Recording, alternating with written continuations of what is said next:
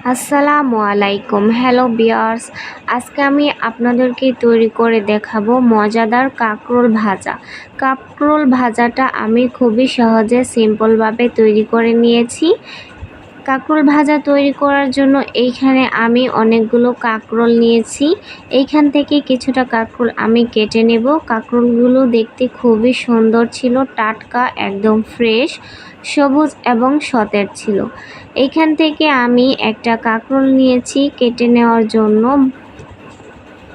কাঁকরোলের কাঁটাগুলোকে ছাড়িয়ে এরকমের সাইজের করে আমি কেটে নিয়েছি। সবগুলো কাঁকরোল আমি একই সাইজের করে কেটে নিয়েছি ভাজার জন্য। এখন এগুলোকে পরিষ্কার পানি দিয়ে ভালোভাবে ধুয়ে নিয়েছি। ধুয়ে নেওয়ার পর কাঁকরোলের ওপর হাফ চামচ পরিমাণ মরিচের গুঁড়া দিয়ে দিয়েছি, হাফ চামচ পরিমাণ হলুদের গুঁড়া দিয়ে দিলাম। এখন পরিমাণ মতন লবণ দিয়ে দেব।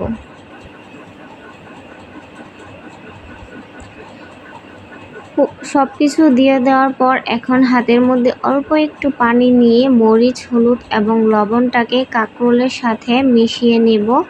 হাত দিয়ে অবশ্যই মেখে নিতে হবে, তাহলে সব সাইডে ভালোভাবে হলুদ মরিচগুলো মিশে যাবে। বেশি হলুদ মরিচ দেওয়া যাবে না, তাহলে তেলের মধ্যে দিলে হলুদ মরিচটা পুড়ে যাবে, খেতে তেতো লাগবে, তাই পরিমাণ মতোই দিতে হবে। কাঁকরোলগুলো মেখে নেওয়া হয়ে গেছে। এখন চুলায় একটা কড়াই বসিয়ে তার মধ্যে পরিমাণ মতন তেল দিয়ে দিলাম।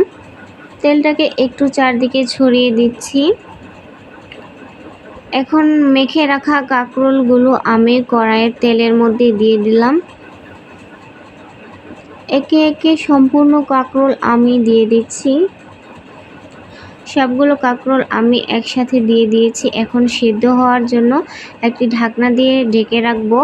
যতক্ষণ না সিদ্ধ হয় ততক্ষণ পর্যন্ত অপেক্ষা করব। কিছুক্ষণ পর ঢাকনাটা খুলে কাঁকরোলগুলোকে উল্টিয়ে দেব। যেহেতু নিচের সাইডটা হয়ে গেছে, দেখেন অনেকটাই লালচে কালার হয়েছে। সবগুলো কাঁকরোল এখন আমি উল্টিয়ে দেব। দেখেন নিচের সাইডটা কত সুন্দর লালচে কালার হয়ে গেছে। এর থেকে বেশি লালচে কালার করতে যাবেন না, তাহলে পুড়ে যাবে। পুড়ে গেলে খেতে তেতো লাগবে। আবারও আমি ঢাকনা দিয়ে ঢেকে রেখেছি। আরও কিছুক্ষণ অপেক্ষা করব। কিছুক্ষণ অপেক্ষা করার পর ঢাকনাটা খুলে আবার আমার কাঁকরোল ভাজাগুলো হয়ে গেছে। দেখেন কত সুন্দর লালচে কালার করে আমি ভেজে নিয়েছি। এর থেকে বেশি ভাজা যাবে না, তাহলে পুড়ে যাবে। এরকমের লালচে কালার করেই ভেজে নিতে হবে। একে একে সম্পূর্ণ কাঁকরোল আমি ভেজে নিয়েছি একই রকমভাবে। কাঁকরোলগুলো ভাজা তৈরি হয়ে গেছে। দেখেন কত সুন্দর হয়েছে। এভাবে করে কাঁকরোল ভাজা করে খেলে খুবই মজা লাগে। আপনারাও আমার মতন তৈরি করে ফেলুন কাঁকরোল ভাজা। কাঁকরোল ভাজার সাথে আমরা এখন আমাদের গাছ থেকে কাঁচামরিচ নিয়ে যাব।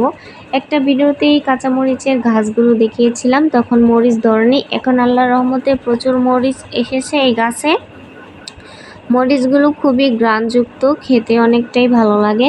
এখন গরম গরম ভাতের সাথে গরম গরম কাঁকরোল ভাজা, তার সাথে কাঁচামরিচ নিয়ে খেয়ে দেখবেন, অনেকটাই ভালো লাগবে। আজকে এই পর্যন্তই। ভালো থাকবেন, সুস্থ থাকবেন। আল্লাহ হাফেজ।